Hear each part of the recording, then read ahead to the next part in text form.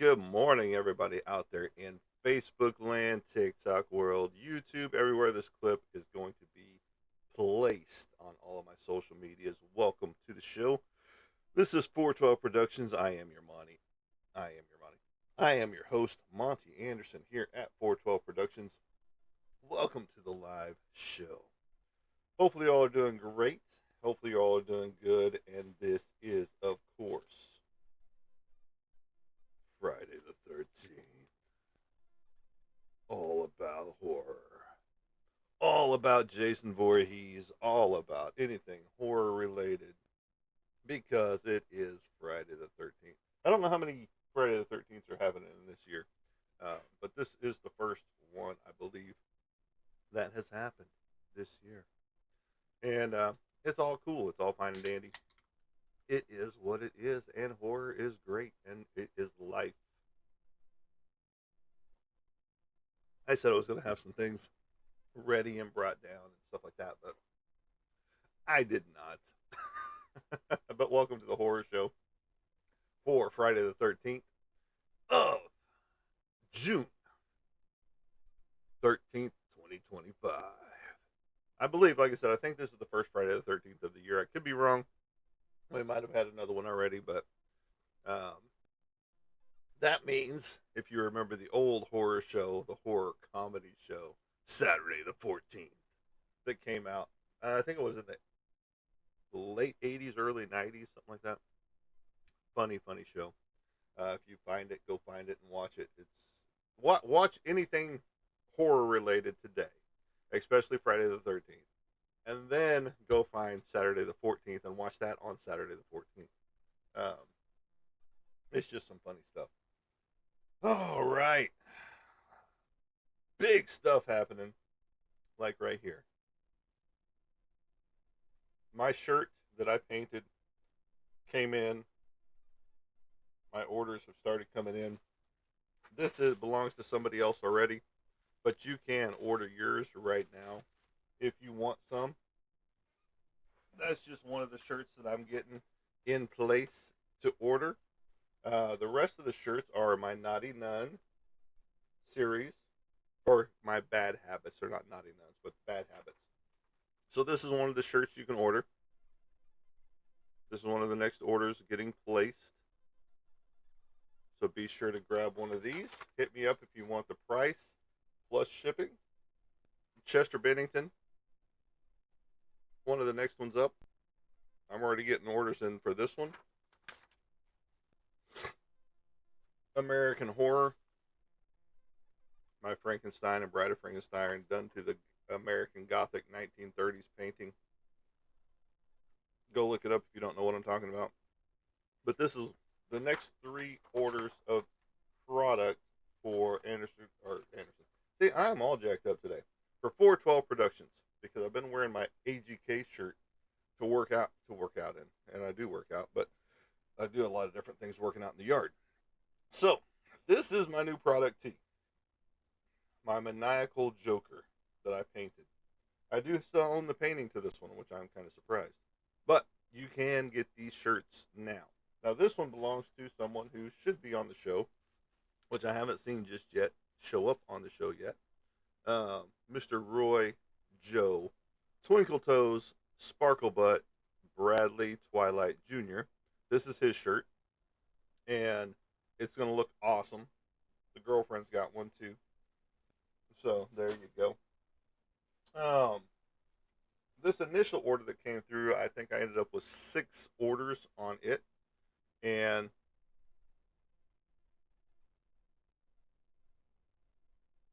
well, thank you. I'm glad you love my hair. I don't know, my hair is short. It's a little fuzzy this morning, but that's the way it goes when you crawl out of bed and come to your live show. But that's why I keep my hair short, so it's not all over the place. But I appreciate you complimenting my hair. So, horror movies. What was the first horror movie you remember watching as a kid? Me, I think the first one that I really watched as a kid back in the 70s was Jaws. and some King Kong, which King Kong really isn't horror, but those are the first two that I remember seeing as a kid. Phantasm. That's a great one. I love that movie. The sequels and stuff like that were very campy and very um, comedic, if you will. I mean, even Phantasm itself had its comedic moments, but it was great.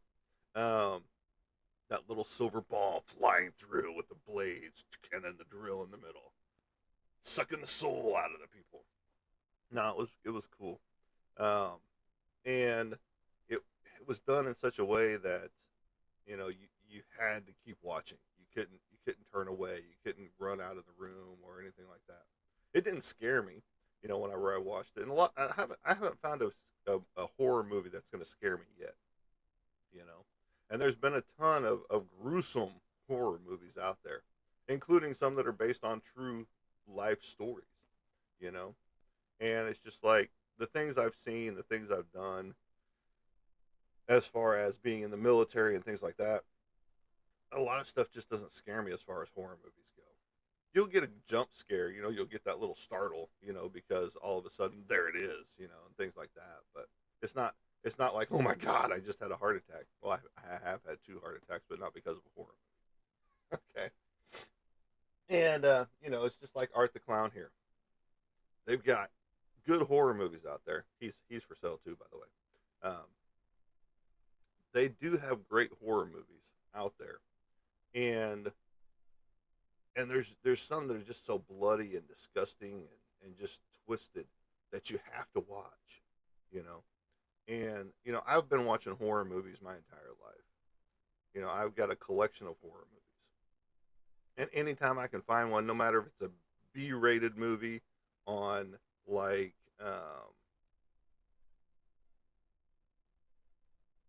Prime or Full Moon Features or things like that, I've got to watch it.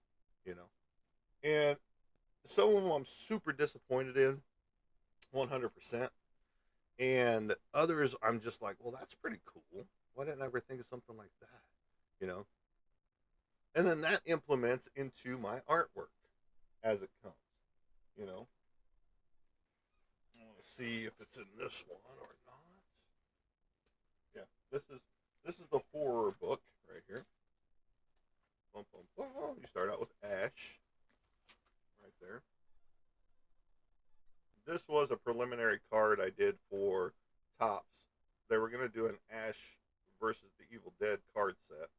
And so this was one of the drawings I did for the card set, but I haven't heard anything back. So I don't know if they're actually doing that card set or not. And then you've got Art the Clown, of course, and you've got Bum Bum Bum, our main man, Friday the 13th, Jason Voorhees, right here. Yes, there's a little bit of nudity up here. So for shows, I have to keep it blocked out. There's Art the Clown, right there. And then we flip in a couple more pages. You got Michael Myers and Texas Chainsaw Massacre, Halloween and barbecue. Halloween and barbecue. How can you go wrong? And yes, I put Ed Gein down here in the corner because he was the inspiration for Texas Chainsaw Massacre. If you don't believe me, go look it up. And then you got Chucky and Lost Boys, David of the Lost Boys. All great horror films, all great stuff. And then how can you go wrong with the master of horror himself, Stephen King? And on the other side, Jeffrey Dahmer. I'll let you guess what he's eating right there on that plate. But no, and then Bela Lugosi, Mr. Dracula himself. That's just some of the horror that's in this book. The rest of it goes into Lady Death. I've got two different versions right there, a naughty Lady Death and the standard. Lady Death is all about horror. I don't know if you know who she is or not. And then the rest of this is not horror in there. So we will bypass that for now. And because today is about horror. Whenever people see Friday the 13th on the calendar, some people are very superstitious when it comes to that. Are you superstitious when it comes to Friday the 13th? Do you like black cats walking in front of your path? Do you walk under ladders on a regular basis? Me, I do. I don't mind. I don't care. You know, it's just like everybody was looking at me weird at the grocery store the other day, uh, because my total came up to like $16.66. So, and people were like, "Are you gonna buy something else to offset that number?" And it's just like I just kept going, paid my price, and because it had that 666 in there, you know, and people were like, they were seriously looking, they were kind of wide eyed and looking at me, and I just put my money down and went on, you know, and they gave me my change back, and I walked out with the receipt that had 1666 on it, and they were like, I mean, seriously, people get so superstitious about numbers, when it comes to things, because we have been in a society that drills in our head that certain numbers mean certain things. You know, mark of the beast. Uh, is this the end times because of these prophecies coming true? Those type things. We all live in a horror show on a regular daily basis. If you watch media or social media or listen to certain preachers and things like that, we are doomed. So we're writing our own horror show, if you will. And then I've got a buddy that we're doing a horror comic together that he does horror movies. He produces horror movies, and he does really great with them. They're on Tubi and Plex, and he's got some on Amazon Prime and things like that. Look up Jason Pitts, Pitts, and then you can find his catalog of movies out there. And you just have to look his name up. You can look him up on IMDb as well, and it's got his list of movies out there as well if you're interested in anything, any of his fan films that he does and original films that he creates. He just did a feature film not too long ago, and he's got a second feature film out, and he's looking at a third feature film. Most of the stuff he did off the bat were shorts to begin with, and what that means was a movie short is that it's usually about 30 minutes long to 45 minutes long, so it's not a full hour plus that 120 minutes or 148 minutes or whatever they are, as far as movies go today. So, but now he's got I believe three feature films under his belt that are over an hour long. So go check him out. Again, he and I are going to be doing a comic book series together. Well, it's going to be a one shot first, and then we're going to see how people like it and go from there. So, um, but yeah, you got Dexter, a horror TV series. You had You, which was a horror style TV series that could basically be anybody's backyard with you, because the person gets so obsessed with other women, and it could go vice versa. A woman could get so obsessed with a man and stalk them to the point of making them love them or whatever. And so it's just, there's all kinds of different horror that you can actually relate to in today's society that you you can make your own and write your own horror show just on your daily life if you wanted to. So, but Friday the 13th, Jason Voorhees, one of the greatest franchises out there that has been rebooted. Of course, if you know, it was rebooted by Rob Zombie, and there you get a lot of fake news out there as well when it comes to horror movie reboots, because there was one about Nightmare on Elm Street with Freddy and all that good stuff. That's my all-time favorite is Nightmare on Elm Street. Even though after number three, it just kind of gets campy and into that comedic realm of horror. Even though they tried to turn it around and bring in the whole true meaning of what Friday the Third or Nightmare on Elm Street was about. Whenever they remade the movie, rebooted it, and didn't use Robert Englund as Freddy, and they used Rorschach from Watchmen. I can't remember what the actor's name is, and I apologize for that. But yeah, no, it all boils down to what do you like when it comes to your horror movies. Bum bum bum. Do you like them to be campy and fun? Do you like them to be bloody and gory? Do you like it to be over the top action? Do you like it to be mediocre action, like Zombievers or Shaun versus the Dead, or Shaun versus the Dead, or Shaun versus whatever it was called? Or do you like your sci-fi horror? Take your X Files. You've got all kinds of different horror elements in X Files, as well as science fiction. You know, and there's tons of science fiction horror. There's tons of just horror movies out there. Um, I go through, or let's put it this way, my suggestions on most of my streaming apps are, here's what we think you'll like next, and it's all about based on horror because that's generally what I watch.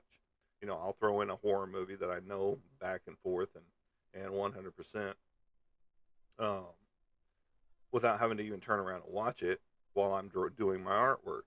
Um, and so it gets to the point of, well, what can I find that's going to shock me? What can I find that's going to disturb me and make me not sleep at night? I haven't found it yet. So if you have a suggestion for a movie, a horror movie that is so disturbing, let me know. Because Cannibal Holocaust. Um, what are some of the other ones? Oh, look who finally woke up. Mr. Roy Joe Twinkletoes Sparklebutt Bradley Twilight Jr. Welcome to the show. Dude, I've got your shirt running around here. Right here. Here's your shirt. It's ready for you. And good morning to you too, sir. This is the horror show. This is talking all about horror. So none of that pansy pacifier shit that you're going to bring up. And it is also Men's Mental Health Awareness Month. Because too many people, too many men fight and battle struggles that you don't see. That's why I have a number up here on my Facebook and my YouTube channel that is live out there right now.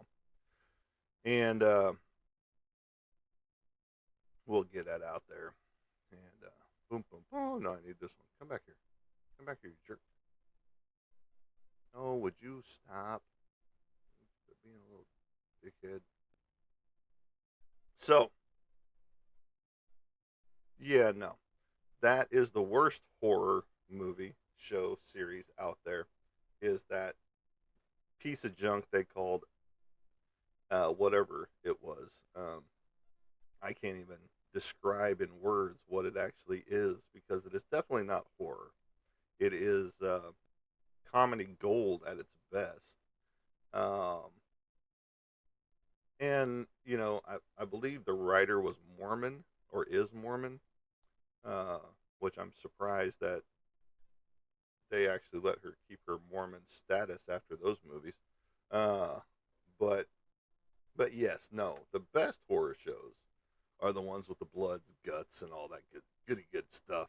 Like Friday the 13th, which is today, and Nightmare on Elm Street, Halloween. The first ones. It's generally the first 2 to 3 of each of those franchise series that were the best. Anything after that just became, like I said, campy, funny, hokey, just way too much over the top trying to make it a decent movie. Um, and it just failed, miserably. when it came down to a lot of different things. Back behind me, which you can't see on the wall, I don't know if you can actually see it or not, but right about there. Is that right? Is that right? No, no. Hold on. Can I move the chair far enough away? Am I even going the right? No, it's on the wrong side. It's right over here. Right there is an actual Jason Voorhees mask. It's not an actual one, but it's signed by Mr. James Stokes, who has portrayed um, Jason Voorhees in several fan films for Friday the 13th stuff. And he's a cool actor and a good dude all the way around. He talks about men's mental health as well. And like Halloween with Michael Myers, yes, 100%. Those those movies, those long franchises, because you've got some that should have ended after number 5. But then you've got some that have gone to 10 to 12 movies, and it's just overkill, at that point in time. Just like Halloween Ends and all that good stuff. And yeah, that one was a decent movie, but they left it open for a sequel to that one if they ever do any more Halloween films. Like I said, Rob Zombie rebooted Halloween with his 2.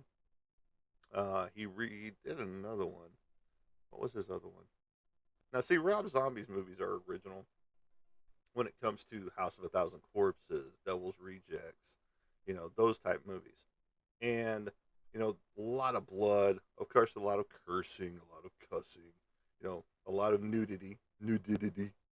And, it is all over the top blood, guts, gore in his shows. But that's what he's about. He loves the horror movie as well, you know.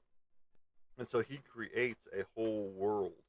Um, and it did the 3 movie series with the Devil's Rejects.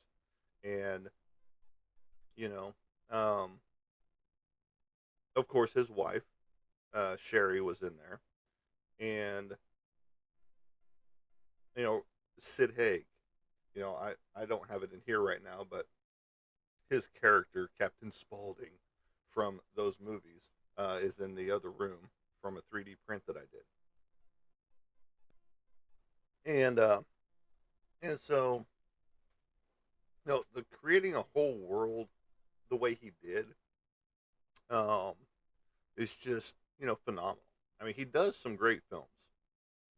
Now, with his music, he's got some good music. We went and saw him live with Alice Cooper. Alice Cooper was actually the better performance than Rob Zombie's.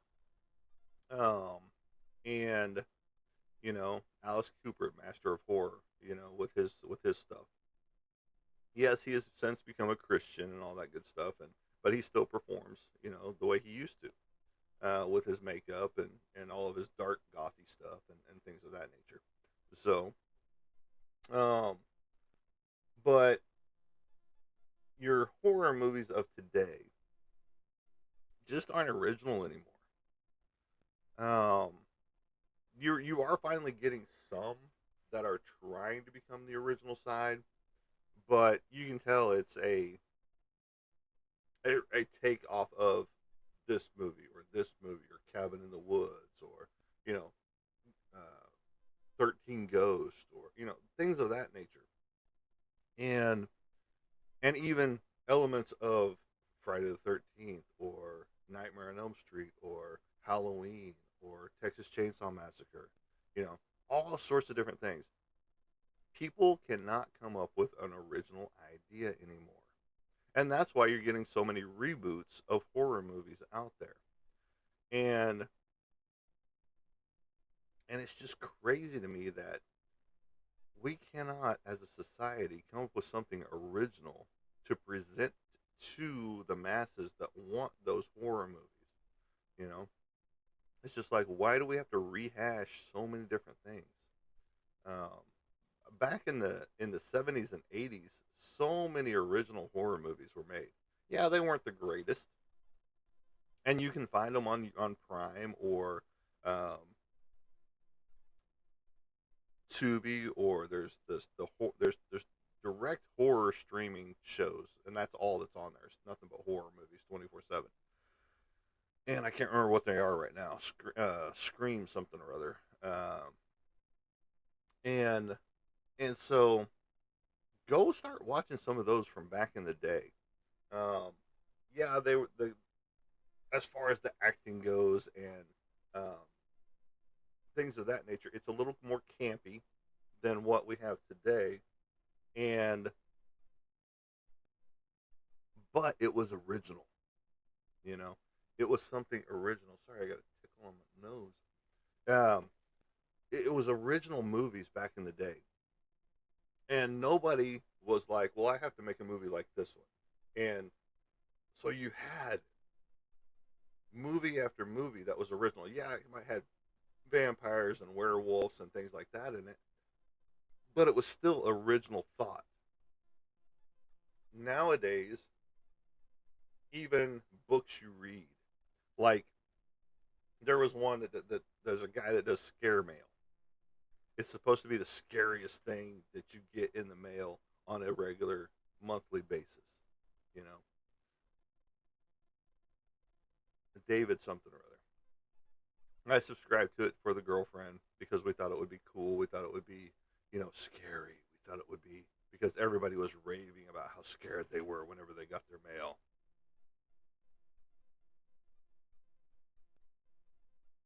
Let me just tell you, don't subscribe.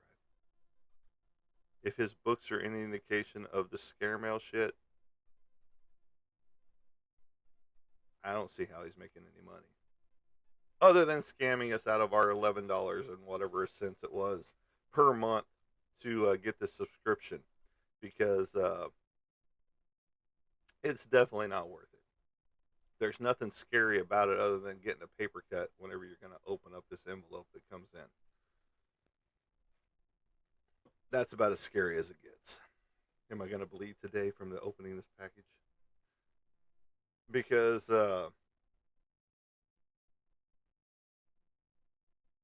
it was pretty funny, pretty humorous, the stuff that was coming in, you know. And he directs it to you, the reader, you know. And it's just, we were laughing at the stuff.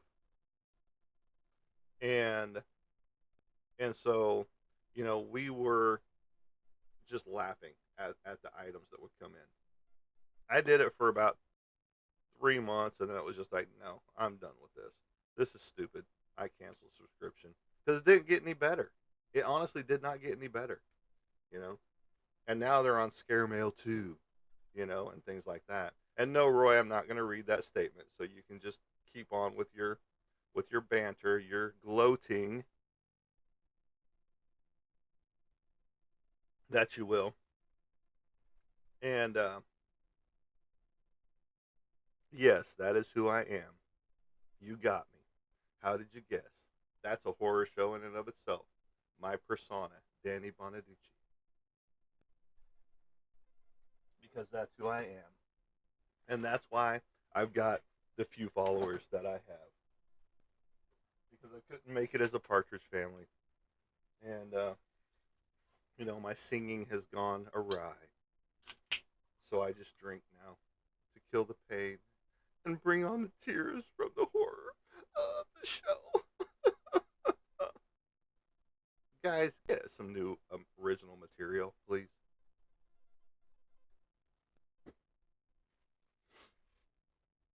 But thank you.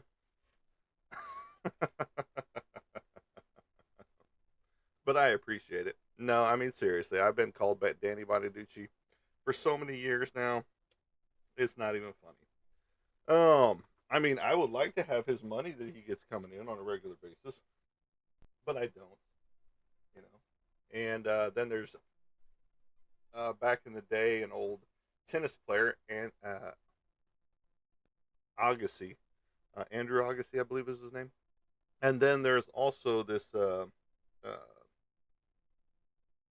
artist that's out there that people refer to me as well. But uh, yes, I've already talked about this as my Joker shirt. Like I said, if you're paying any attention Yours is right here, Mr. Roy Joe. Yes, Andre Agassi. Mr. Roy Joe Twinkletoes Sparklebutt Bradley Twilight Jr. Yours is sitting right here, waiting for you. And then my other orders are readily available if you are interested in my shirts. This is my American Horror based off the American Gothic shirt with Frankenstein and the Bride of Frankenstein. And then you have my Chester Bennington shirt. And then you have my Bad Habits series shirt.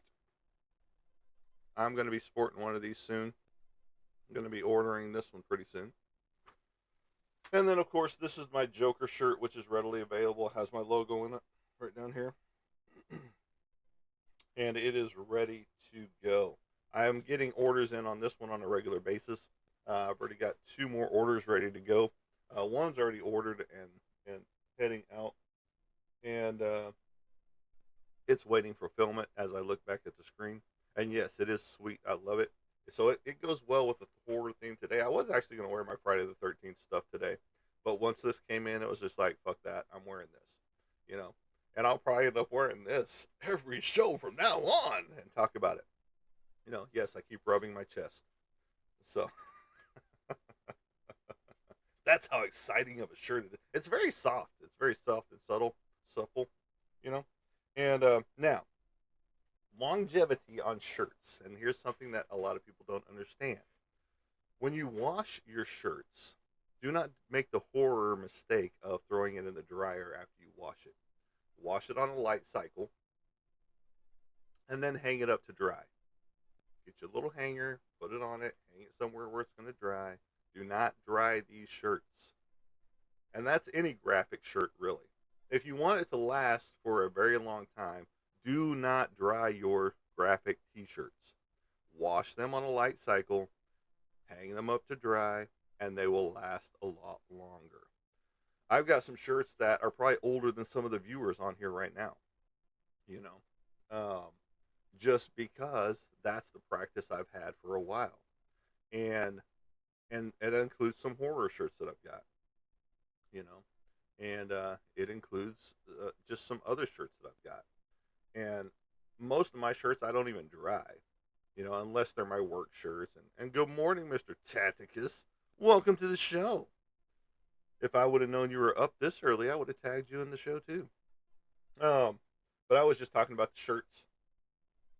I know you're getting one of these bad boys right here, Mr. Taticus. Yes, wash then hang to dry. And these are my other shirts that are available, Mr. Taticus, which you've already been tagged in on the Facebook side. Bad Habits. I'm going to be sporting one of these soon because I love this series. And then, of course, Chester. Everybody loves this painting. Everybody loved the prints, but no one actually bought the painting itself as of yet. And then he said, "Hell yeah!" And then, of course, the American Horror, which your wife owns, Mr. Taticus Jackson. Taticus Tattoo is what we'll call him here. But his wife owns this original picture, which was a huge 18 by 24. But now you can get it in shirt form.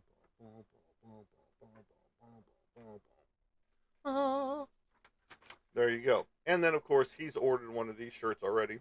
And we will be getting that into his hands so he can wear it while he tattoos people. And it's all that hung in the living room. That's awesome. I appreciate that. And you know, yours is actually hung in our living room as well. The little rooster that you gifted us that day whenever we brought that up there to you. But yeah, now I'll probably be seeing you one of these days because I do have a memorial tattoo for my son that I'm wanting to get done. So this guy does some pretty creative and pretty cool tattoos out there, and he's in the Fort Smith area. So yes, happy Friday the 13th to everybody. And that's what we're talking about. We're talking about horror movies.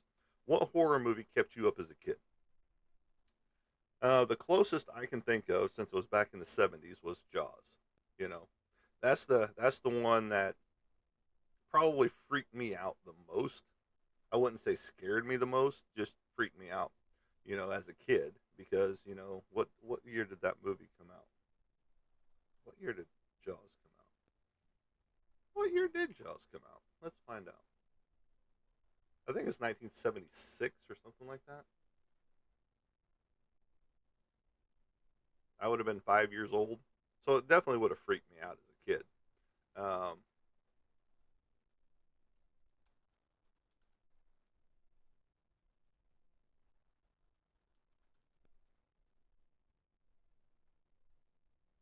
let's see what Google says. Let's see what Google has to say. Instigator. Of course I'm here. You're here too. Okay, I was close. It was 1975, June 20th. So we're almost to the what 50th anniversary of this movie. You know, 60th anniversary, 1975. Of June 20th, 1975. So yeah. Um, it actually started on May 2nd, 1974. And due to issues, both technical and weather related, didn't wrap until 159 days later. So it actually came out 159 days later than they wanted it to. So there you go. Let's see. Yep, going to be a nightmare in Game 4 tonight. Go Thunder. Yes, thank you, Mr. Roy Joe Bradley Jr., for promoting the Oklahoma City Thunder, which, I'm glad you're still gloating about that whole series, but the Thunder will prevail.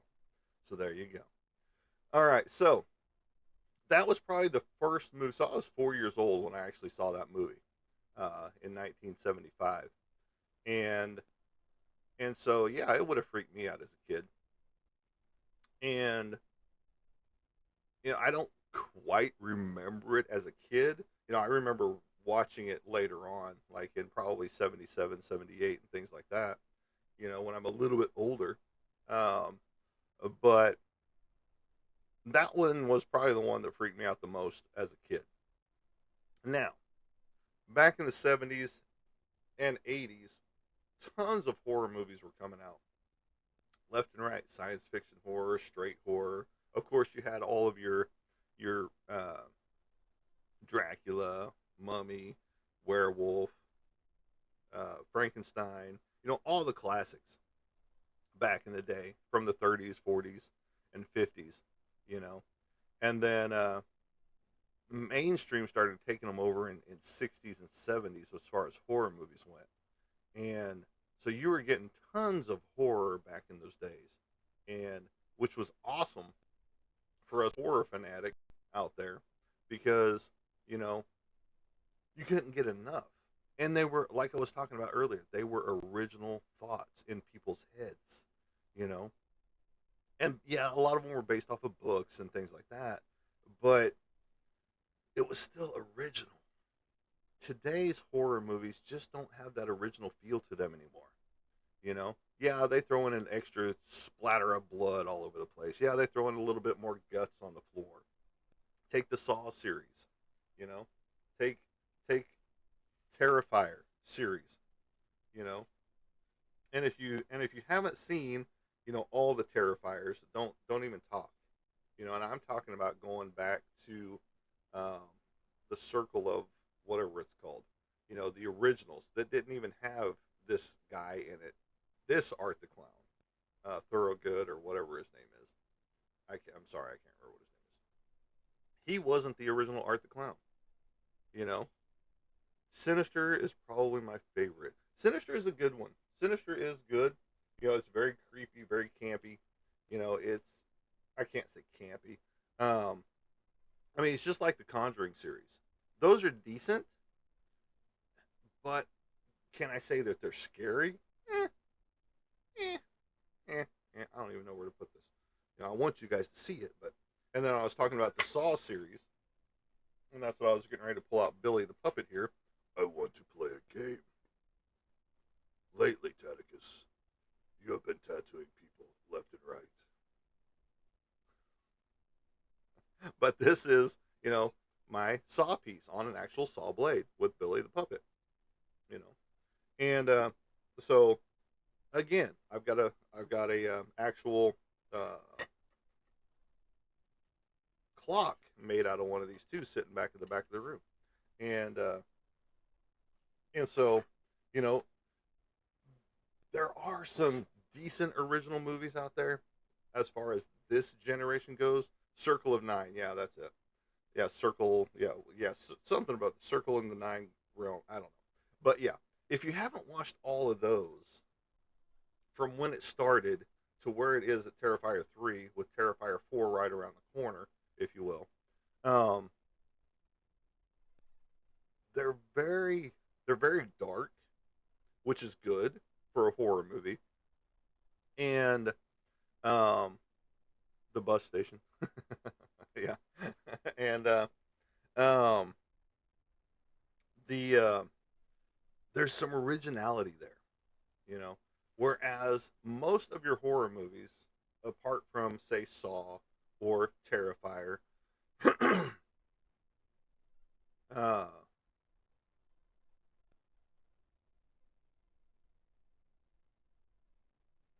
there was some originality back in the 80s, starting with your franchises and 70s with Halloween, Texas Chainsaw Massacre, Friday the 13th. You know, there was some originality there. And then all of a sudden, something happened. Originality just was thrown out the window when it came to horror movies. And it's like, why can't we get back to original thoughts with horror movies? Because you could take a topic from the news today and turn it into a horror movie pretty simple, pretty easy. You know, but instead, no, let's reboot 15,000 times one movie that we liked as a kid, you know, or whatever. And you know, I'm surprised they haven't redone Jaws as a CGI creation, you know, or an AI creation, you know, at this point in time. You know, Jaws ran its course after the third movie, the 3D. 3D was very campy. Um, the whole 3D spiel that they tried to do in the movies, including Friday the 13th, it just was just okay.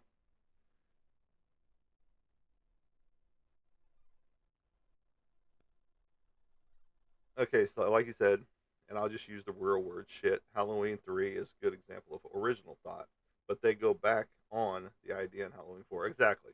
You know, and right about that same time, everybody started using the 3D gimmick. You know, put the glasses on in the theater because it's going to be an example of a thrill ride. And then if you don't have a 3D TV today, you try to watch those movies in 3D, and you just get that, you know, at you with a spear or whatever, and it's just like, oh well, what was that supposed to be about?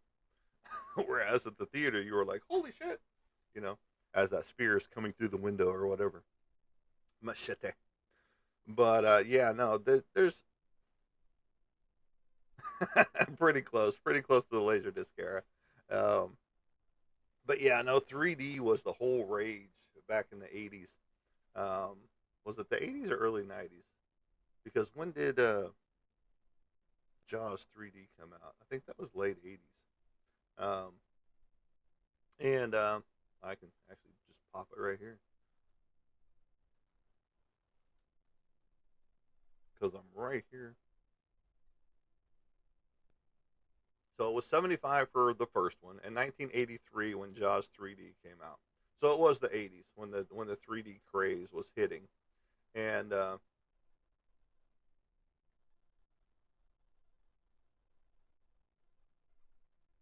but yeah, so you had of course Laserdisc, very awesome invention at the time, but it fizzled out just like Beta. Beta fizzled out super quick. You can still find them, and still people still charge an astronomical amount of money for betas, you know, out there. This little bitty disc or VHS tape, basically, and then the laser disc that fizzled out relatively quick, just like the Commodore 64, you know. And but you they mass produced a ton of titles on Laserdisc, which you can still find at antique stores and stuff like that today. Plus, you can find the Laserdisc player out there too, if you want to spend the money on it. Some people are like, "Nah, this is $400." No, it's not. That's it's. I mean, yeah, it's nostalgia. It's a great piece to have, but you know, where am I going to find discs for it if you don't have them here? you know, I mean, you can't find them out there because there's a whole there. I can't remember where it's at, but they have a whole box full of laser discs, from back in the day, and that lasted from maybe 3 years, maybe 4 years tops. I can't remember exactly the exact number of years, but that was a horror show in itself, in and of itself, just like the beta. If you didn't have beta, then you weren't shit back in the day. That was the rich man's movie watching experience was beta, laserdisc, and the Commodore 64. You know, and so that was the rich man's movie pack right there. but but no, horror has been a part of my life since Jaws. Um, Now there was horror well before then, of course. Nosferatu, and then of course all of your classics, which Tatakus' wife loves, um, and and those aspects of things from the early horror movie classics have ingrained themselves into a lot of people's lives over the years, because you'll see bumper stickers of Dracula, like with Bela Lugosi, or Lon Chaney, or Boris Karloff. And I mean, Lon Chaney, the Master of a Thousand Faces, one of the greatest black and white actors you'll ever encounter. I mean, Bela Lugosi was there, and Boris Karloff as well. But Lon Chaney just had so many different characters that he portrayed in the horror realm that you couldn't touch him back in the day. Bela Lugosi played Bela Lugosi even when he wasn't playing Dracula. You know, um, Boris Karloff, he had three characters made, I think, from the Mummy to what else did he play? Frankenstein, and there was one other character he played. I can't remember it right off the top of my head. But Lon Chaney, Phantom of the Opera, Werewolf, um, the list goes on and on that he played. I think he played Hunchback. I mean, he played so many diverse roles back in the day, but he did it with a passion, you know, with the gusto of a kid in a Batman shirt. And you couldn't touch him back in the day, back in the 30s and 40s, or was it 40s and 50s, somewhere in that range. And they were like, "Hey, we're gonna create this character. I'm in. I'm done. Let's do it." So he was the one volunteering for that. You know, Whereas in the military, you never volunteer. You're voluntold. You know, and that's the way it was in basic training. You don't ever volunteer. Is what they said. Don't do it. Just don't do it. But now horror movies have ingrained themselves in people's lives throughout the generations. This generation doesn't know what a true horror movie is. When it comes down to it.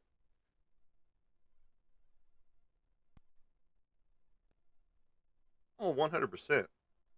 Like you said, not exactly the same time period, but the Night of the Living Dead definitely set a standard and a trend. Of course, it did. But you've got so many movies that are like that. I mean, take a Toxic Avenger, a campy horror comedy, um, about a kid that gets dumped into a vat of chemicals and turns into the Toxic Avenger who all the women want, even though he's deformed and disgusting. All the women want him. Trauma, yeah, FTW. I don't know if you remember Tromeo and Juliet, raunchiest Romeo and Juliet you'll ever find. Tromeo and Juliet. Go look it up. Go find it. I recommend that movie. It is campy. It's fun. Tried to watch it with a girlfriend. She hated it, so we turned it off. Uh, but one of my favorites from back in the day. It's not really a horror movie, but it's basically a movie about STDs. Oh, that's pretty awesome. Oh yeah, dude, I was lucky enough to meet Lloyd Kaufman. That's pretty awesome. That's pretty cool. But no, go find Romeo and Juliet. Very, very well worth the watch. Uh, just don't be expecting a lot from this movie. It's just fun to watch. It's kind of like It Follows, basically another movie about disease, if you will, that follows you around. So, have you seen Luther the Geek? I think I have. Um, if not, I will definitely be looking it up once I find my damn pencil. Oh, there it is. But it sounds familiar to me. Um,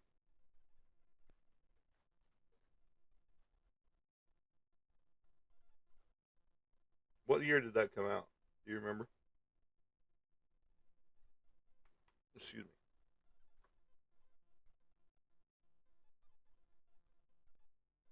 But I love suggestions of movies that people enjoy, and that's why I like to throw out movies. I couldn't place the year. Well, I have. I'm right here. I've got Google right here in front of me. We'll find out. Luther the Geek. Luther the Geek. Luther the Geek. What year did you come out? Bum bum bum. 1989 horror comedy. It looks familiar. That cover. That looks familiar. The Freak. Edward Terry. Thomas Mills as Rob. Carlton Williams as Little Luther. Stacy Hoddick as Beth. Joanne Roth as Hillary. But it is that B-rated trauma goodness. Oh yeah, yeah. The trauma stuff is just fun. It's got its own characteristic to it, um, and it's one of those things that you can't beat. And people try to, but it's just one of those campy little fun things that makes movies fun again. You know, and yeah, I like the B movies. I will watch those Scream Queens all day long when it comes to B-rated movies. And but yeah, 19. What did I say? 1983 or no? 1989.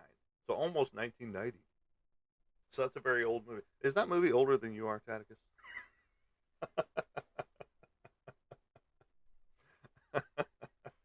I only laugh about that because a lot of movies that people bring up and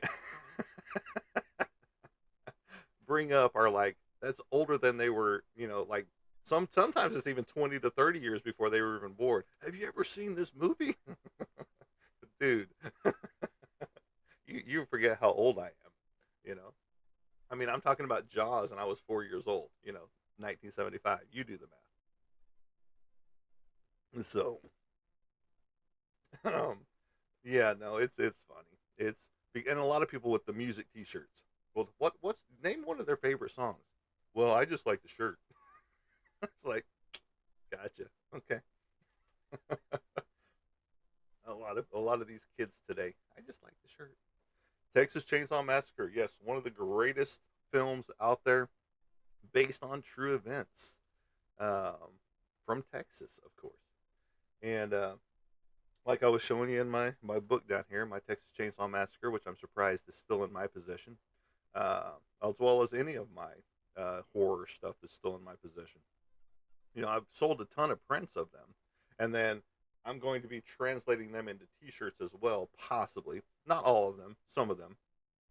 Um, like my uh, Freddy Krueger, Friday the 13th will probably make the cut. I mean, I could do an entire horror series off of my shirts. You know, Dexter is going to be one of the ones up next once these orders get up and running. But Dexter will be a shirt as well. I'm trying to decide what other stuff I want to add to my shirt collection. But this one, I mean, I know it's super awesome, and it's comfortable. It's very nice. Uh, it's one of those supple shirts that you just don't want to take off. If you want to, if you sleep in clothes, you would want to sleep in it. Okay, because even this doesn't get in the way underneath. So, but again, light wash, no drying, hang it up to dry, and it will last you for 20 years. You know, so I don't even know when the first time I'm going to wash this one is. So you know, it's like, do I really want to wash it right off the bat? No, I don't. I didn't even. I just opened it up, put it on this morning, I took it straight out of the package that it came in, right here, straight out of the package that it came in, and put it straight on. No washing of it. Like you would at like Target or Walmart or something like that. Because I don't know who. Hey Casey, good morning. I don't know who has worn that shirt or tried it on. This one I don't have to worry about. Came straight from the printer in the package, not worn, and I just threw it on. So, but good morning, Casey. How are those walks in the woods? And I love you, TikTok, with these stupid puzzle pieces. I'm glad we're back to this puzzle piece instead of the circle puzzle piece that you do whenever we are live. So, this is all about Friday the 13th, horror series movies and horror movies and TV shows and things like that. So, welcome, Batman. Hello. Welcome to the show. I'm glad some of my, you know, regulars are coming on and saying hello today. Strange, the last time you just stopped live, got kicked. Yes, I got kicked off. Because I said the word erotic, put that all together, and they deemed my entire show was talking about that. Even though I was 42 minutes into the show, um, they cut me off because of that one word and that one topic that I was talking about, my not safe for work artwork that I have on a particular platform that I haven't even done anything with yet, which I'm probably just going to kill that platform altogether, you know. Exactly. But because I did say tick, I put it all together. They deemed my entire show was based off of that one thing. I even appealed it and I lost. So I was put in a quarantine until the 10th, and so my next show live was the 11th. So I still went live on Instagram and Facebook uh, on those days. So, but yeah, no, it's their AI thing deems that no, you were talking about that your whole show. Well, if I was, you would have cut me off about 3 minutes into my show. If that's all I was talking about, the entire show. But yes, I am back. Yes, they shunned me. I became the Handmaid's Tale, which again is number one in the United States once again, which I don't make. It makes no sense. But um, but no, horror movies have been ingrained in my bloodstream uh, since I was a young kid, and I can't get enough of them. Like I said, I haven't found one that's disturbed me enough yet to never watch it again. There's been some semi disturbing ones, Soleil or something like that. It's a foreign film, uh, very very twisted. Uh, Saw gets me. You mean right here? Maybe Saw will get you right here on an actual saw blade. We already showed this, but I'm going to show it to you again since you popped on right there. Little piece for you right there, Billy the puppet, right there. I want to play a game. Lately, Casey, you've been walking with trees. It's very exciting. Yes, right there. Some good old Billy the puppet. Saw, like I said, that's what I was talking about. Saw is one of the more originals of this generation when it comes to horror movies, with all the traps and things like that being set for its victims. And how do you feel about Rob Zombie's work? I didn't care for the Halloween 2 remake, but House of a Thousand Corpses. Um, I enjoy some of his works, like his original stuff. Now, the reboots of Halloween and things like that, the two that he made, Halloween was good that he rebooted, but his other stuff, Devil's Rejects, House of a Thousand Corpses, all of those more original titles are phenomenal. You know, because it's originality. He's not rebooting something. He's not taking this and saying, "Hey, this is mine." Uh, 31 is good.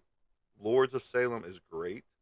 Um, they're all they're all. I mean, it's originality, and that's what drives them.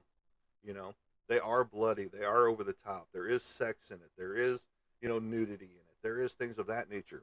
And but on the same token, it's not a hey, I'm pulling from this movie. Hey, I'm pulling from this movie. Hey, I'm pulling from this movie. You know, even though I'm sure he got some inspiration from a lot of the old classic horror movies or even some of the horror movies of today. But when it comes to originality, I would go watch one of his films over somebody else's. Now, if it's a Karen Black, the actress, the name sounds familiar. What was she in? I mean, I could look her up. So I've got it right here. Um,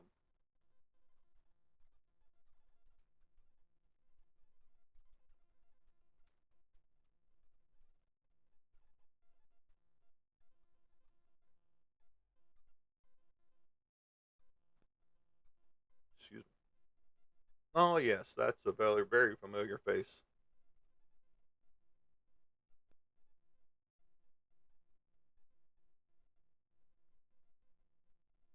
from Airport, 1975. Yes, yes. But yes, no, any of his stuff.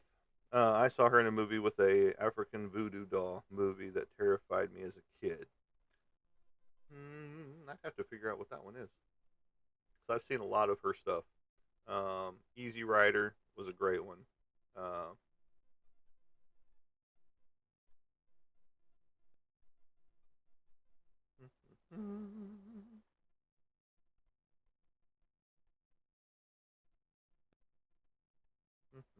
because she was also a musician as well. Da, da, da. I would have to look her up 100%, see what movie you're talking about. What year do you remember? Yeah, obviously you said it was a kid, so you know, was that the 80s? But yeah, Taticus, when it comes to the whole, like in the 70s, okay, let me see what we've got here. If my computer would actually catch up to me, it'd be great. She was in a movie with Jack Nicholson, that's for sure. Da, da, da.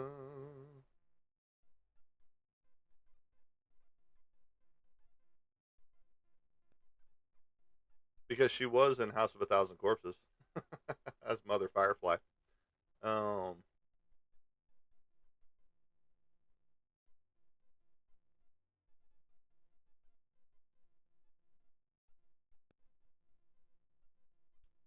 well, again, if it would actually,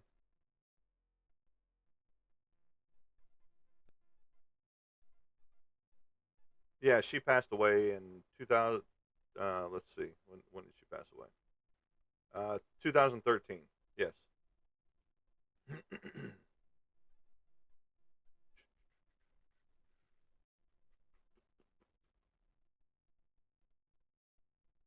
trying to see what movie was it in.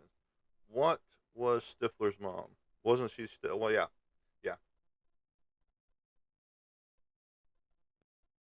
yes, she would have been Stifler's mom in there.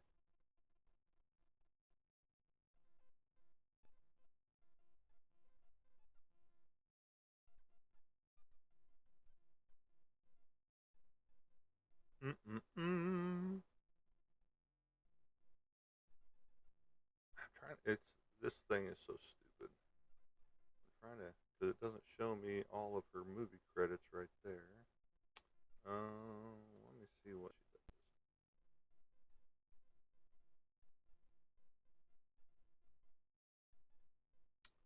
Let's see. I don't care about the personal details. Blah blah blah.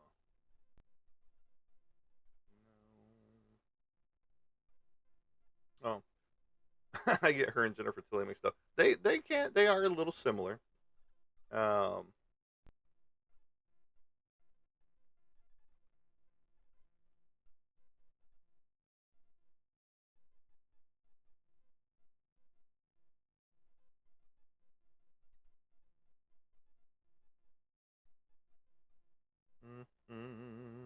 let's see. Yeah, no, she where is her horror movies? Is the horror genre.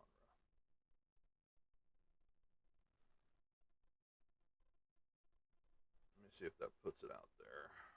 Actress 210 movies.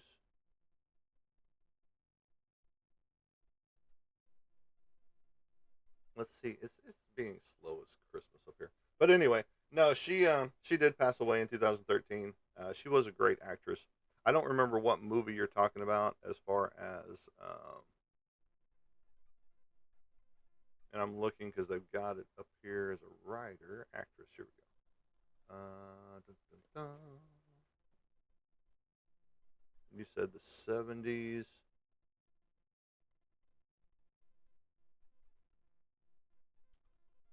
There was one called The Last Horror Film in 82, Killer Fish in 79, The Strange Possession of Miss Oliver, I bet that's it, 1977, or Trilogy of Terror in 1975, or Circle of Fear in 1972, one episode. So there are three that could possibly be what you're talking about, Casey, right there. But I bet in its Trilogy of Terror, it was a TV movie. But you also had Burnt Offerings, The Strange Possession of Miss Oliver, and then Killer Fish, and the last horror film, right there. 70 to 82, 72 to 82. That's a 10-year stretch. So take your pick. I don't know which one it is, right there, because I've seen a lot of her stuff, and she's a very rememberable character in there as well, especially as Stifler's mom. You're welcome. I mean, I try to figure out which one it is, but that's a 10-year stretch in there. 72, 75, 76, 77, 79, 82. So she was a very, very active actress back in the day. Um, and then it started to pan out for her because it was 82, 84, 87, 85, 86, 87. So she was a constant work, and she would find a film. It looks like about 4 years is about her stretch of not doing anything, or she's filming something and things like that. So, um, I mean, even up into 2021, even though she, died in 2013, she still got up and coming films, that she was in that didn't get cast. She had Eyes from Lucifer. I mean, tons of horror movies is basically what these are about. These are all horror movies, but yeah, she was in a lot of things. Um, this is all of her horror movies that I'm talking about right here.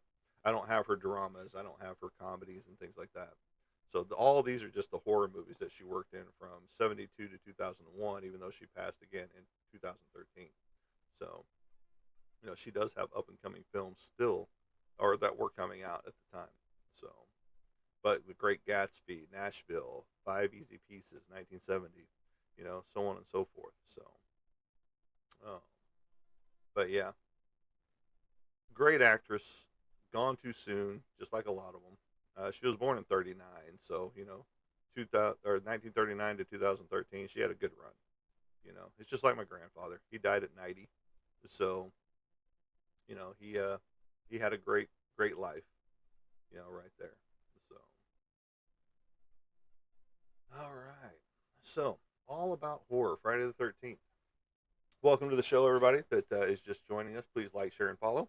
Follow these other guys too: Casey and Taticus and Mr. Roy, Joe, Twinkle Toes, Sparkle Butt, Bradley, Twilight Jr. out there. This is a V8 energy drink, so don't be freaking out. It's not a Red Bull. It's not a Monster. It does have some preservatives in there, but it's pretty much all natural. Um, with peach and mango and some other vegetables in there. The stuff that Roy Joe likes the most. So, what was a horror movie that scared you as a kid? Like I said, I'm still looking for one that's going to scare me and keep me up at night. Um, because I haven't found one yet. I haven't found a horror movie or a shock documentary or anything like that that's just going to keep me up at night. That I will never watch again. You know, Goosebumps haunted mask. You call that a horror movie? Come on. The box was vicious. It was an interesting movie. Yeah, it was. There's a lot of vicious movies out there that have over the top blood and you've got to do this to survive, or those type things. You got to kill your best friend, or you got to slice off this person's arm, or I don't know why that caused me to have nightmares. Let's laugh. Ask a kid about it, or ask a kid. It did, or as a kid it did. Yeah, no, I get that, and like I said, Jaws freaked me out when I saw it when I was 4 years old. Obviously, I'm 4 years old. Here comes this giant fish, with teeth. But as an adult, I collect masks. Well, that's cool. That's awesome. It's just like me, I collect action figures. I've got a few masks here at the house that I picked up at antique stores and things like that that are pretty cool. And myself, masks are just awesome. And sometimes people hide behind those masks. And what is in that mask that you just brought home? You know, does your house go bump in the night like mine does? My house is haunted. I know that 100% for a fact. I've got EVPs, in this room. That's why I keep that recorder there. Whenever I start hearing things go bang and bump and stuff like that, or just things start moving, I'll break out the recorder, do a little session, you know, and and I wonder, whenever I bring stuff home from an antique store, what is in it? Is there a spirit inside of it? Is there a demon inside of it? Is there, those type of things? Because I've seen all kinds of stuff, like I said. And you want my real horror story? When I was a kid of about 8 or 9 years old, staying at my cousin's house, we were up talking late, probably about 1, 2 in the morning, something like that. Well, he decides he had to go pee, so he gets up, goes in the bathroom, which is which is hooked to his room. And the way it's built, there's no windows in the bathroom. And thank you, Roy Joe, for Thunder winning the championship. I agree. And so he goes in the bathroom. Next thing I know, he's running out, jumping under his covers, covering his head up. Why we thought that was going to save us from anything as a kid, I don't know, but it did, and we do. Well, I'm like, what the hell is his problem? I'm like, what's going on? Nothing's coming out of him. Yay, sports ball. And so I was like, I gotta pee now. So I get up, go in the bathroom, doing my business, and I start hearing the scratching sound. You know, well, I'm like, well, it's one of her cats because she has a multitude of cats. And so I'm sitting there and like, okay. So I finish, flush, go wash my hands. The light's on, by the way. And so I'm looking around. I don't see a cat in the room. And I'm like, okay, whatever. It's probably on the other side of the wall. So I flip the light off, turn and get ready to walk out of the room. And then I hear it again. And I'm like, and it's going a little bit faster this time. And I'm like, well, maybe it's a mouse or a rat in the wall that a cat is trying to get to or something. So I turn back around. It's gloomy in there. You can't see. I didn't flick the light back on. And so I'm looking at the floor, trying to see if I'm seeing anything. Can't find a thing. Well, I get ready to turn around again, and I hear the scratching again, even more fervent. You know, I turn back around because I've slightly started to turn to walk out of the room, and then I just turn back around and look in the mirror, and I see two red glowing eyes in the mirror. I'm like, okay, peace, done. I'm out. I run, jump under the covers as well, and the way the bathroom sat, no reflection from a window could be passing in there. So that means no brake lights from cars, anything like that. Because the way the mirror was, oops, sorry, the way the mirror was, it was offset on the back wall. So again, no windows in the bathroom, and no light source is coming in. So you tell me what it was. Other than a demon is what it was. It was a demon that I saw as a kid. And I've seen stuff ever since then, you know. Red glowing eyes, yes. And what have you heard recorded messages? Yes, 100%. I've got all kinds of different recorded messages on my computer from here, from this little. This one doesn't have anything on it right now, but a lot of it you can't make out. You can make out some words here and there, um, but it's not as clear as you hear everybody else's on TV and things like that. So, I do get little messages here and there, that you can kind of make out, um, but you hear a lot of and whenever I do my recording, I turn everything off. I turn the TV off. I turn the fan off in here. I turn the AC off in here, and I just do a straight recording. I set the recorder down on a surface, and I tell it to speak into the red light that's on here when it's on, and excuse me, and I go from there. So it's all frequencies. It can be, and that's why I want to get the spirit box. Excuse me, the spirit box and things like that, because I know, I want to see how true to life that is, because I know that whenever a spirit box is running, it's taking things out of the signal, out of the sky. So, oh, you want me to record for a second or two? We'll see what we can get. All right, we're doing a EVP session right now, right here. It is going. The red light is on. It is counting down right there. And we're going to see if we catch anything. Now, I do have a fan running, as you can see above my head, so that will cause some background interference noise. But if there's anything in here right now with us, go ahead and speak to us. We want to hear you. We want to try and hear you. We want to try and understand what you're talking about. We are doing a horror show today. What do you think about horror? Are you trapped here? I'm going to let you answer these questions by setting this recorder down, and you can speak into the red light, which everybody can see that it is recording. It is counting down right here, or is counting up, whichever way you want to do it. I'm going to set this down, and we're going to let it listen for a few seconds, or a little bit. We're already a minute in, and I'm going to be quiet for a second.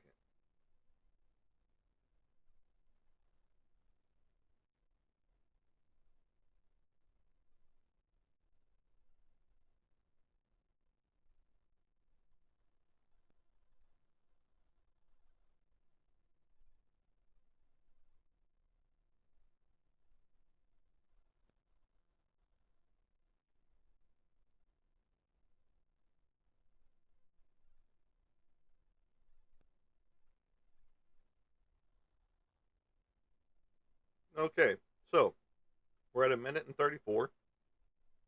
Right there, you can see it going up. Minute 38, 39, 40. You see a pattern going here, don't you, Scully? Where is Harvey Dent? I don't know where Harvey Dent is. Oh, that's the question you want to ask. Where is Harvey Dent? I figured you'd be asking where is Jimmy Hoffa. But anyway, we'll see what we've got, which we might not have anything here, but we'll see.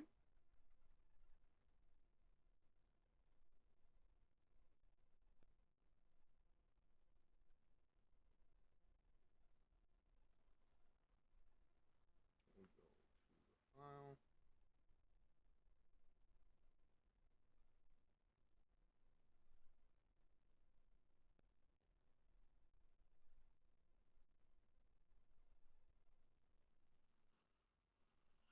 All right, we're doing a session right now, right here. It is going. The red light is on. It is counting down right there. And we're going to see if we catch anything. Now, I do have a fan running, as you can see above my head, so that will cause some background here. We're going to find out. But if there's anything in here right now with us, go ahead and speak to us. We want to hear you. We want to try and hear you. We want to try and understand what you're talking about. We are doing a horror show today. What do you think about horror? Are you trapped here? I'm going to let you answer these questions by setting this recorder down. And you can speak into the red light, so everybody can see that it is recording. It is counting down right here, or it's counting up, whichever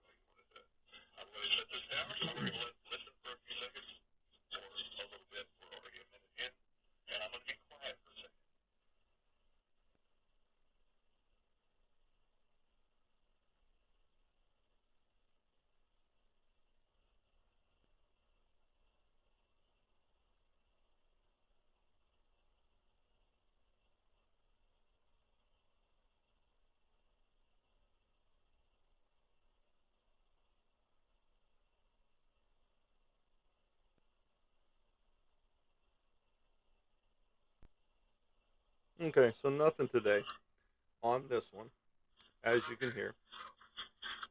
Yeah, there was nothing happening on that one. So, and it's hit or miss because I have to wait until I feel the off feeling. There is a feeling whenever a presence is near. Today I'm not feeling that at all. We I do have paranormal activity that happens in my hallway right over here. Um, and action figures will actually go off of the shelf and they'll land right side up in the box, you know, and all kinds of different things have happened, you know. And like I said, I do have some other recordings. I'd have to dig them up and find them, but they are, you know, over here on this other computer that I have captured stuff, voices and things like that in here. And I've had many experiences with shadow people, as have I, especially here. And it could be aliens, you know, um, because aliens and Bigfoot go hand in hand, right? They supposedly drop Bigfoot off and pick him up. That's why we never find him. That's why we don't find bodies of Bigfoots, you know, like skeletal remains and things like that. So, but yeah, shadow people are very relevant. Um, because I see them all the time. I see apparitions in my backyard, you know, full body apparitions. I'm not just talking about, you know, just, oh, there's a head or torso. I'm talking about shadowy figures just standing there, you know, and it's just for a brief glimpse of a moment. But then in the house, I'll be seeing shadow figures run from spot to spot, you know, and I don't get those little captures of, you know, people with their films up, and all of a sudden you see that thing peek around the door, you know, put its hands out and look around the door, you know, those type things. Perhaps you can make a video on here with EVPs. I probably could, you know. I would have to capture some really good ones. I want to go to some other places and start doing. I really want to do start doing some ghost hunting. You know, I walked into one once. That's interesting. I've never walked into one. I see them all the time. Just like I said, I have poltergeist activity happens in this house on a regular basis. Um, Girlfriend was going to bed one night, and I was in the office or something, and had these rocks that I picked up. You know, we always pick up rocks and crystals and things like that on a regular basis. And they were on a TV tray in the bedroom that had a fan on it. Well, she heard a rock fall from there. She's like, "Well, okay, so a rock fell because of the vibration of the fan." Well, she went around to look for it. It wasn't on the floor. She turns around and it's across the room. So it didn't just fall; it was flung off of the table. You know, and she was like, "Mommy, I need you in here." So, and, uh, and so yeah, we have stuff like that happen. She's been grabbed in bed before, not by me, not by me, because the bed used to be up against the wall, and something reached up from the edge of the bed, grabbed her leg, you know, and pulled her a little bit, and she was moving the opposite direction. And it wasn't a mouse or it wasn't, you know, anything like that. It was a full on physical grab on her leg, you know. And and basically the ghost here just wants your attention, you know. Um, and and that's what makes it great. You know, that's why I like living here in a way. The house sucks 100%. There's a lot wrong with it, and it's going to take a lot of money to fix it up. And I've been fixing it up a little piece here and there. Um, but you know, I enjoy, you know, the camaraderie and activity that happens here with the ghosts. You know, the poltergeist activities, and they do. They definitely want the energy that we have, and that's why, you know, the more electronics you have going, the more energy they can draw from it. That's why they do those little, um, I can't remember what they're called, the REM pods and stuff like that, that give the ghost energy to speak for EVPs and things like that. Or there went a bang, right then and there. Could be doing a session right now. But no, there stuff happens here all the time. Like I said, and especially with more.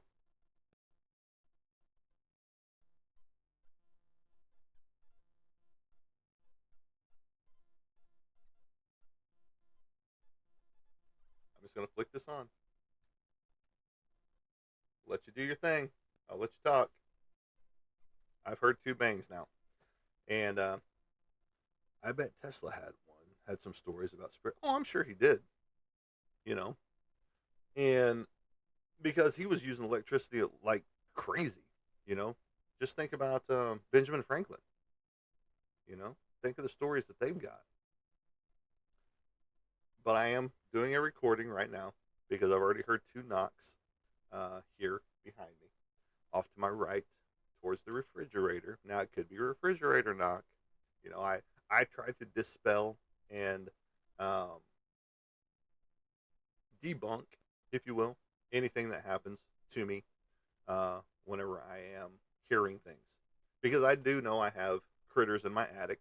You know, raccoons are up there, so those type noises I know exactly what those are. Now with the headphones on, I cannot hear the raccoons in my attic if they're active right now, which they aren't. They're probably active at the back section of the house right now because I do have holes in my attic space up there, which I've got to get filled. You know, that's one of my projects to get filled. Um, but you know, whenever you hear the strange little knocks, the strange little noises that don't make sense, especially when they're coming from down here, not from up there, that's when you, because I'm on a solid floor. There's nothing can get under this floor. It's a concrete floor. And now my other floors, yes, something could get under there, but the accesses are pretty much closed off. There's no way you can really get in there unless you're coming down the wall and there's an access, you know, that it was missed, you know. So we're just letting this go for a little bit longer than we did the last one, just to see. And if you do want to talk, red light, talking to it, please make yourself known. You already have by the two knocks that have happened so far. And but yeah, this is all about horror, and this is part of horror. When your house is haunted, it's part. It ties in greatly to Friday the 13th theme, you know, and so it's all good. I mean, it's all fun and games until someone puts their eye out, you know, those type of things. That's what we used to say as a kid. It's all fun and game until you put your eye out. Just like in, I had my foot slapped as I was laying, moved it hard. Those do happen. You know, I've been touched. I've been pulled. You know, in my own house, I'll get a tug on my shirt, and it's like I turn around and look to see if I snag myself on something, and I'm in the middle of the room, and there's nothing around me. You know, and um, so it's a strange feeling when it happens. You know, whenever you get touched, pushed, slapped. You know, those type instances, and you try to rationalize it out. Was that a spasmodic jerk of me about to fall asleep, or and if you're not, you know, in bed or anything like that, and you get hit, and you know you're not sleeping because you're watching TV or whatever, what was it? What was it? What was it? You know, and so I'm always. I mean, there isn't a week that goes by that something does not happen, because just this week, the girlfriend found one of my action figures on the floor in the hallway again. She goes, "This was in the middle of the hallway." I was like, "Well, it's just chalk it up to our poltergeist, you know." Um, it doesn't freak me out. In the beginning, whenever I first lived here, almost 3 years ago, whenever I first moved in, I freaked out. There's a knock again. Because the first night I'm sleeping basically on an air mattress because I didn't have a bed in here yet, and I'm laying there. No, I had my bed. I'd set my bed up in here, and I was laying in it. I'm having goosebumps, and I'm laying in bed, and I've got my gun on my nightstand. That's just how I sleep. And I guess I should say pew pew, not the other. And next thing I know, it sounds like somebody's trying to break in my front door. I'm up, pew pew in hand, walking the house, flipping lights on, walk the entire house. Now, granted, I don't sleep with stuff on, okay? So I'm walking around the house like that, and then I go outside because it's like 3 in the morning, so it's dark outside. I'm walking the perimeter of my house. I live in this semi country. I do have a neighbor, you know, at the time, only one neighbor. and they're dead asleep. I know, and so I'm walking the outside of my house again, full Monty, right here, and I come back inside, realize, hey, nothing's happening, go back to bed.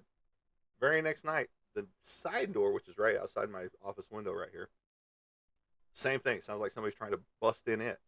I'm up again, doing the same thing. Go outside, do the same thing.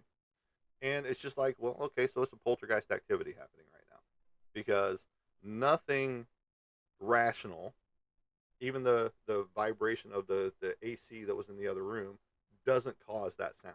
Doesn't cause it to sound like somebody's trying to physically break down a door, you know? Because I mean, it hit the doors with so much force, it sounded like somebody was trying to kick it in. And um, and so that occurred, several nights in a row. And then, of course, the moving of objects and throwing of things, and just trying to get your attention 100%. You know, and but now we live in a harmonious rhythm with each other, I guess. I brought in things. I've got a haunted jester doll out in my workout room right now. His name is Diego. He is a spirit trapped inside this doll for whatever reason. He was murdered uh, at some point in time, and he hasn't been brought into the house yet because we have not blessed the box that he's sitting in.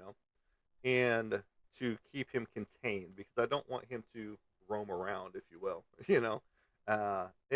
And he could be the nicest person in the world, as far as a spirit goes, but you don't want to you know, take that chance as well.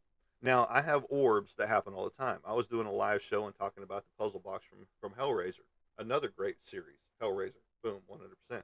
Even the 2018 Hulu version with the female Pinhead was great because it was a continuation of the story. It wasn't a reboot like everybody was like, oh, it's a reboot of. No, it was a continuation in that series.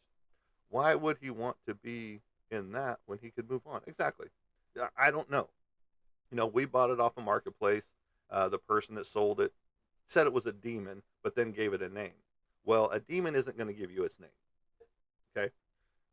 Case in point, Conjuring series, they have to figure out what the demon's name is. So a demon isn't going to give you its name. 100%. So that's where we dispelled the rumor of that it was a demon.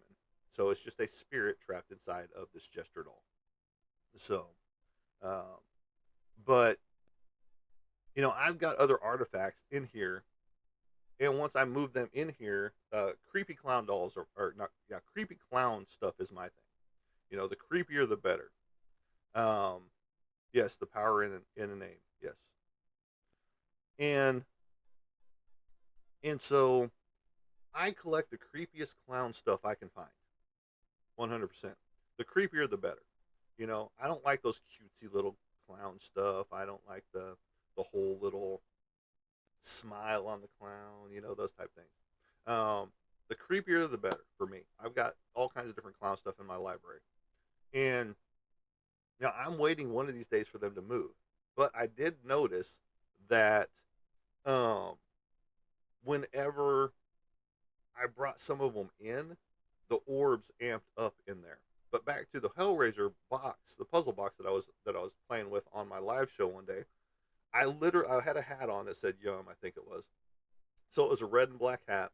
So it was very uh, uh, contrasting difference to what you see around here. Well, as I'm talking about this box, I'm watching my live video down here, and I see this orb come off and go straight into my hat. And I'm like, did you guys see that? And so I caught that little piece of recording, and it's out there on my shows, on my channels, of just that orb coming in and landing in my hat. And you can tell that it's not a bug. You can tell what a bug looks like. True orbs um, are not erratic like a bug. You can't see the little wings flapping as it's going by and things like that. So it was a true orb. Now, whenever I look at my camera in my library, you can see orbs going crazy on a regular basis, you know, all over the place.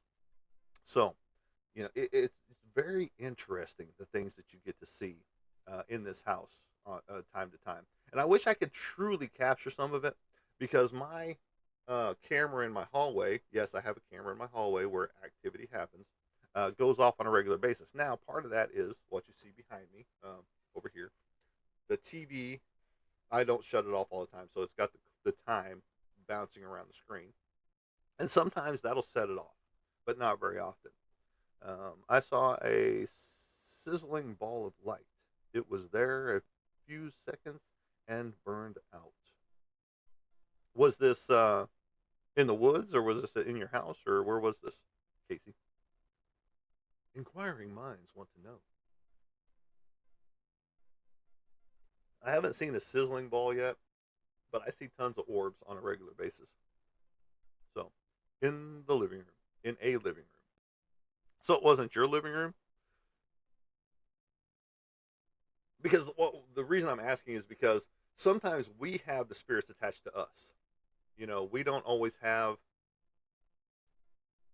the the spirits don't always stay where we want them to stay. We bring them home with us sometimes, you know, and that is a concerning thing if you're inviting the spirit to come with you, you know, and you might not even know that you're doing it. You know, just like me, I bring stuff in that I'm hoping has a spirit attached to it. I'm just that nuts when it comes to that type of stuff. Now, I'm not going to do a whole Zach Bagans museum, you know, of all these haunted artifacts. And it's just like Annabelle doll burning down Louisiana, you know, where it was last seen, and then they lose it in Texas. You know, come on, get real. They know where this doll is. And it's just like I saw one on TikTok that this woman was cutting the hair of the Annabelle doll. You know, it's just like who in their right mind is going to allow a paranormal group to come in and chop some hair off of a haunted doll, a cursed doll like this, you know? And it was yellow, red, and orange. It sizzled. I was in a living room of a friend. It was round like an orb. That's cool. I mean, that's awesome. I mean, that's some people can't even say that they've seen something like that. So that's very awesome. You know, on that note, and you know, I would like to see something like that myself. How about Robert the doll? Yeah, Robert the doll is another interesting, creepy doll fact. You know, he would be one that would be welcome in my home. I know, crazy sound. I would let Annabelle in my house. You know, in her protected box, of course. And Robert is in his protected box as well. I would let him in my house. You know, but to say that these paranormal groups, uh, you basically do not want to say anything negative about Robert the doll. You want to compliment him on his outfit. You want to compliment on his hair and things like that. Otherwise, you have some bad juju that happens. You know, but you can also protect yourself from that bad juju as well. So, uh, yeah. So I'm gonna kill this recording. I will listen to it later. Hopefully, we got some good stuff. We're 13 minutes in on this recording. Right there. I'm just showing you guys 13 minutes and 43 seconds. You guys as well. I'm going to go ahead and kill this recording right there, and I will listen back to that later. I'll put it in my computer, and I will run it back and see what we come up with. See if we got anything. But yeah, there's a ton of things out there, like the what is it? Excuse me, the Blue Boy painting. No, it's not the Blue Boy painting. Um, did I see Landoliers? The movie, the Stephen King movie, The Langoliers. I could be thinking of the wrong thing. But there's a painting out there that survived house fire after house fire after house fire. And it was on, of course, the Zach Bagans show. I can't remember exactly the name of that painting right off the top of my head. But I would let that in my house. And yes, the Langoliers, yeah. Okay. Um, yes, I've seen that one. I've seen pretty much anything that Stephen King has produced. Um, I have a little Stephen King portion of my library, just like I have Clive Barker in my library, because Clive Barker to me is better than Stephen King. Um, And that's just me personally because I like his writing style better than I like Stephen King's. But they both have they both have a draw to me because they're both horror writers. So my ultimate goal is to get a Clive Barker autograph with one of his sketches. So deeper, he is better. Deeper, yes, 100%. And it's just like they both write horror so well, but one is just more creepy and more gets you enthralled a little bit better. Yes, Stephen King the has become the master of horror. There's no doubt about that. And just like his movies, some of them are super campy that they created back in the day, based off of his short stories and things of that nature, like Thinner and Night Shift and things like that. But then you get into The Shining, you know, Doctor Sleep. Is that the name of his sequel to Shining? I think it is. But as far as the writing style goes, Clive Barker does it for me because it's creepy, it's gory, it's yes, Dreamcatcher, yes, um, that's the one with the cat, right? No, that's Cat Eyes. Doctor Sleep, yes, sequel, yes, and Cat Eyes by Stephen King with Drew Barrymore in it as a kid. Um, I think it's Cat Eyes. Is it Cat Eyes? See, I can't remember, but that was a good one. That was a fun one. Had that little creature sucking the breath out of people as they sleep. You Another Stephen King great. Cujo, Christine, Carrie. I mean, the list goes on and on. Was Carrie a Stephen King movie? I can't remember. Dreamcatcher has Morgan. Okay, okay. I mean, I've seen it. It's been a while. I need to go back and revisit the Stephen King catalog as far as movies go, because there are some good ones out there. Now, that Salem's Lot's a good one. Uh, I don't know so much about the new TV series that they remade from that, but the original Salem's Lot was good. Just like The Stand, the original one was good. Pet Cemetery is a great one. Even the remake of that Pet Cemetery was good. Um, I started watching it. I haven't finished it, but I was liking it. The feel to it, and I like whenever they get a little bit closer to the books than not. Uh, Not the sequel.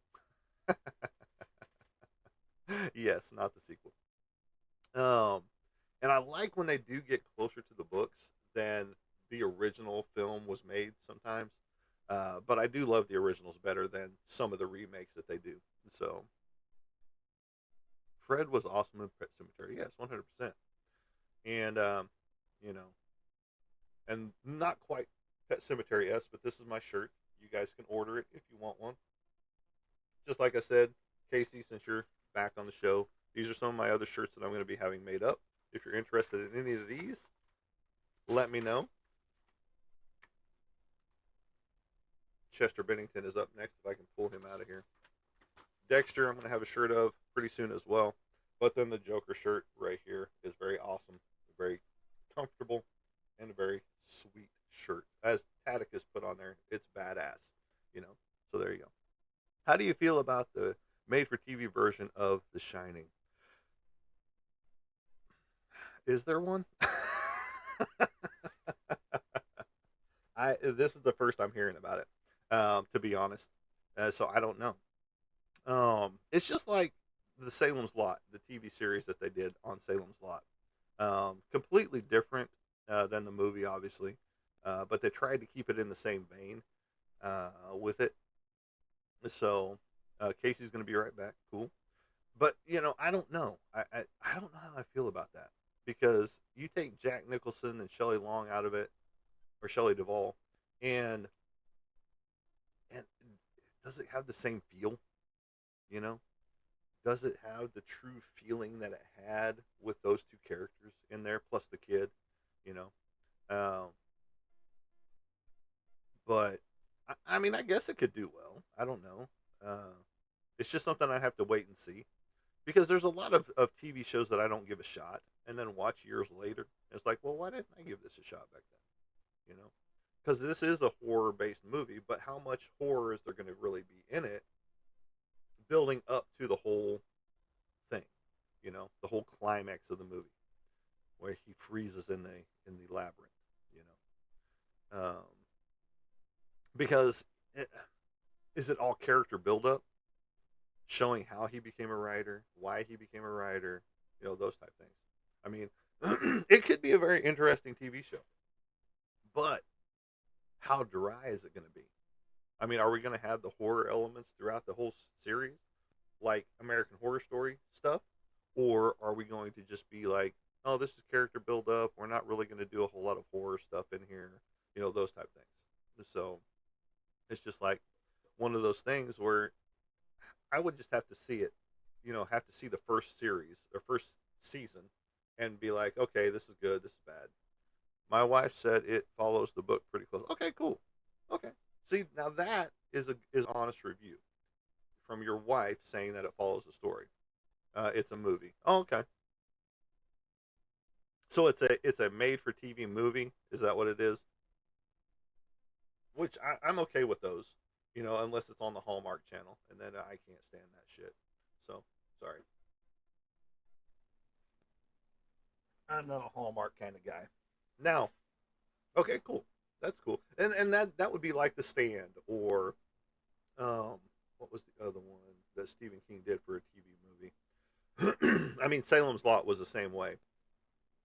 Danny is played by from Little Rascals. Oh, okay. Okay. Very cool. And now that is something that I could get. What platform is it on? Where is it streaming? Because I will definitely check it out. And I might have heard rumors of it,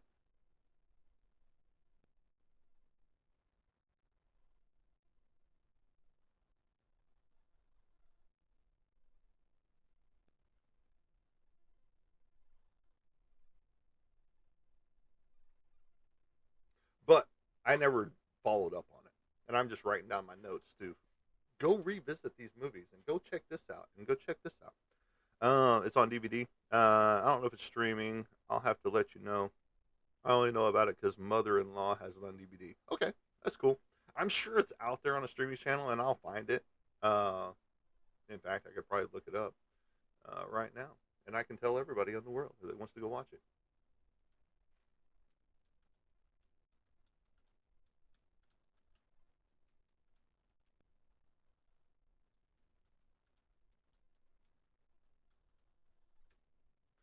There we go. I'll have you an answer in just a second.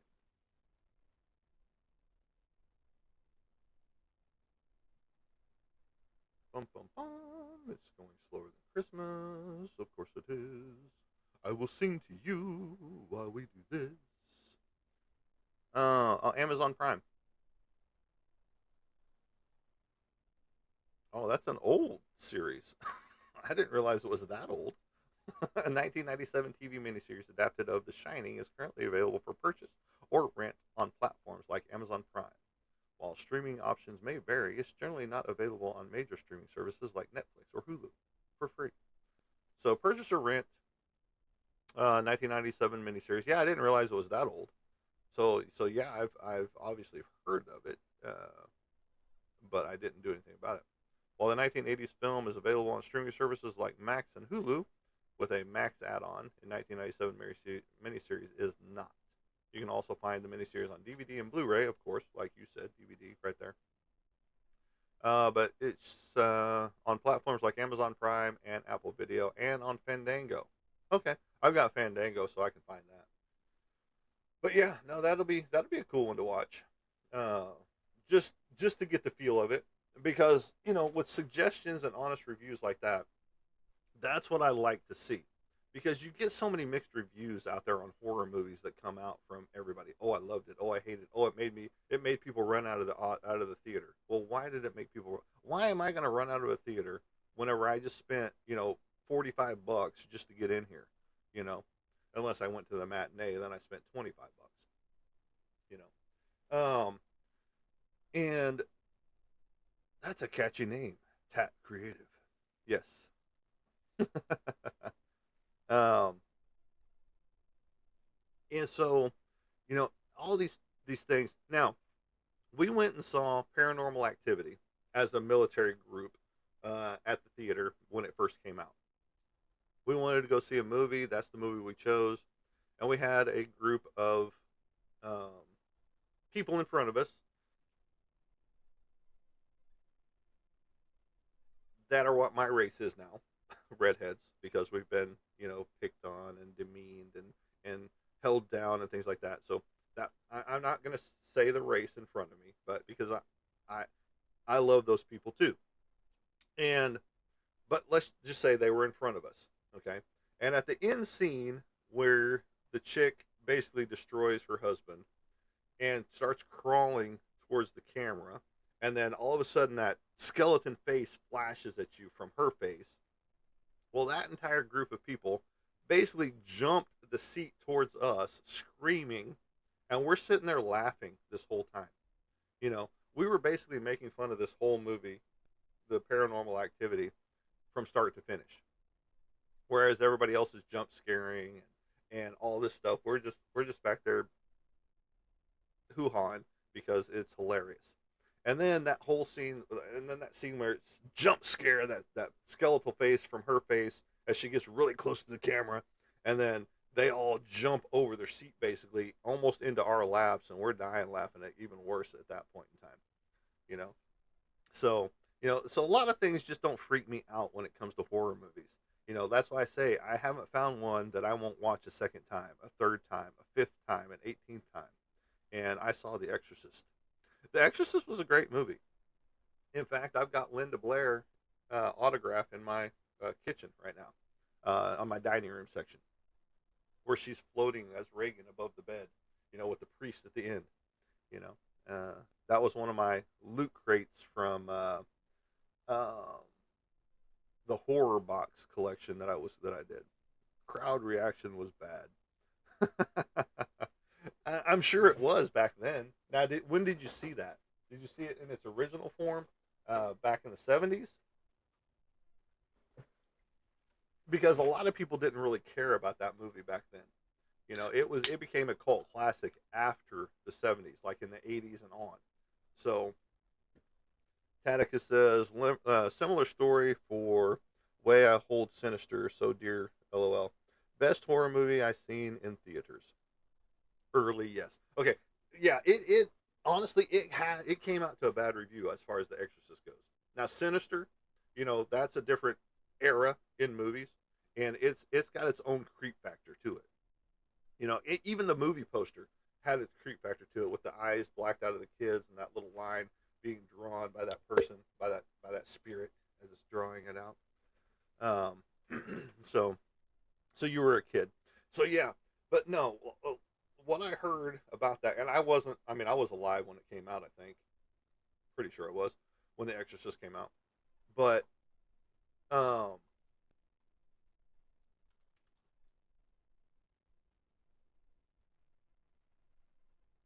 so I was 2 years old when The Exorcist came out. So I watched it later on myself, you know, and so it was 1973.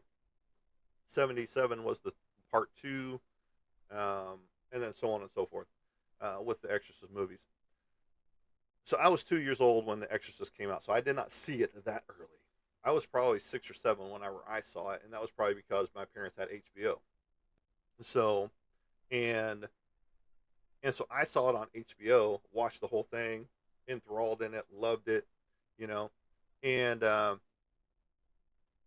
it's just like what I've heard whenever it first came out in '73 in theaters was that it did not get great reviews by anybody that went and saw it. I don't know what people were expecting. Uh,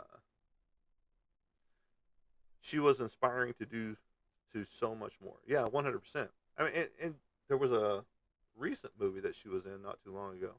Was it a TV series? No, it was in a horror movie. Linda Blair was in a horror movie here recently. What was it? Was it one of the? No, it wasn't the Conjuring series. Crap, what movie was that?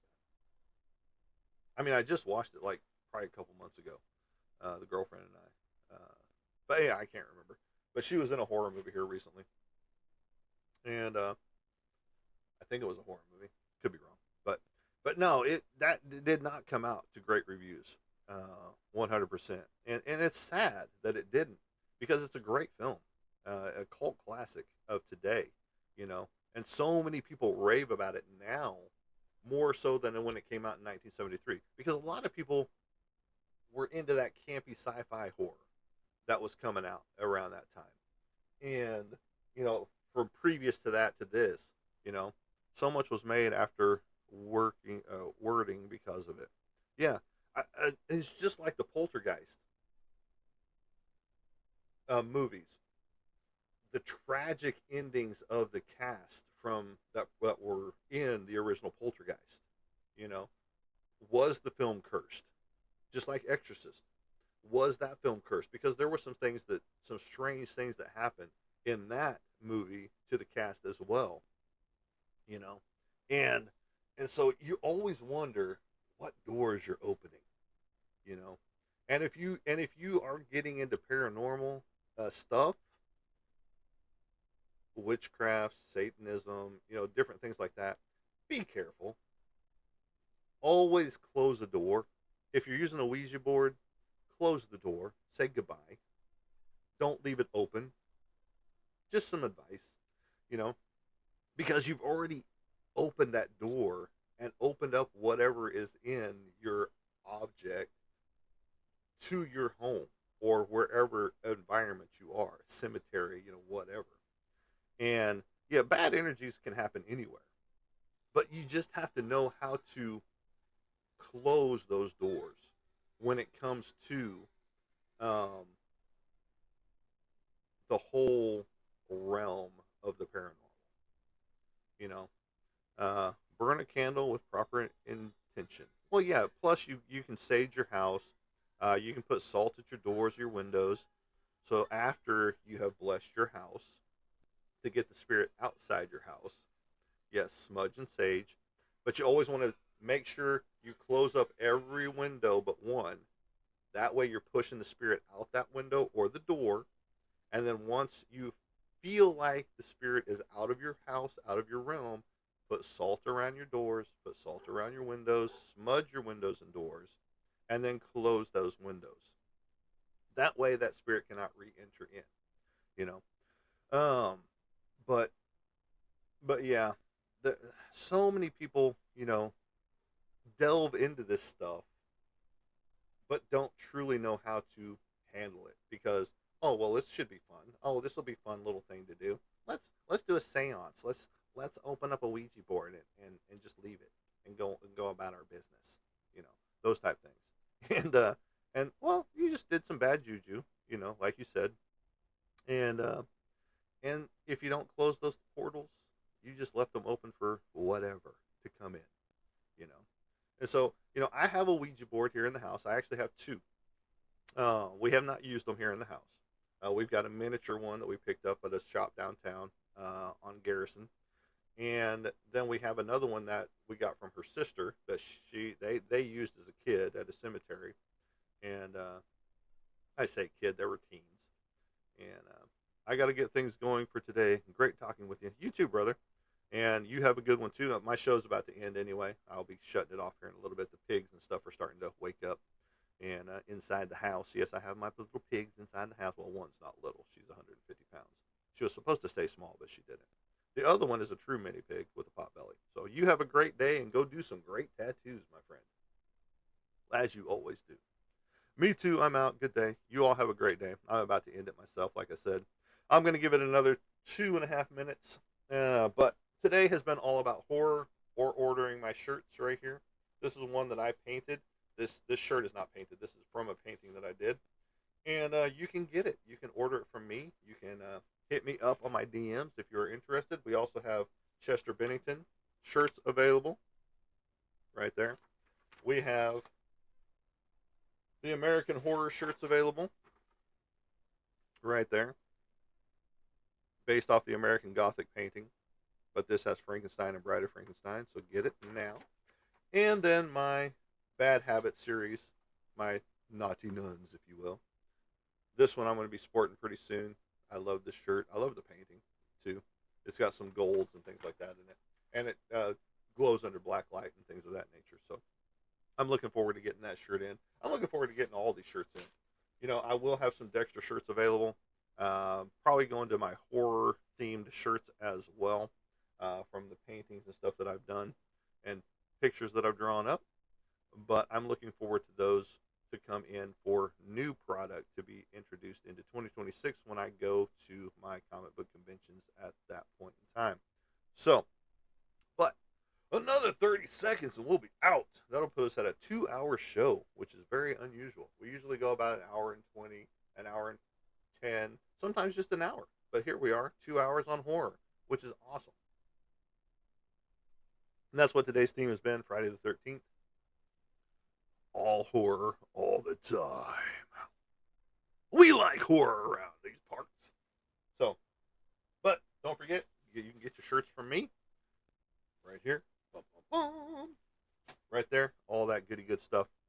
But as I like to say, as I leave you guys, thank you for being here. Like, share, and follow. Go up here. Be sure to follow my others under my website. You can follow my Facebook, my Instagram, my YouTube, and you're here on TikTok. So go ahead and like, share, and follow here.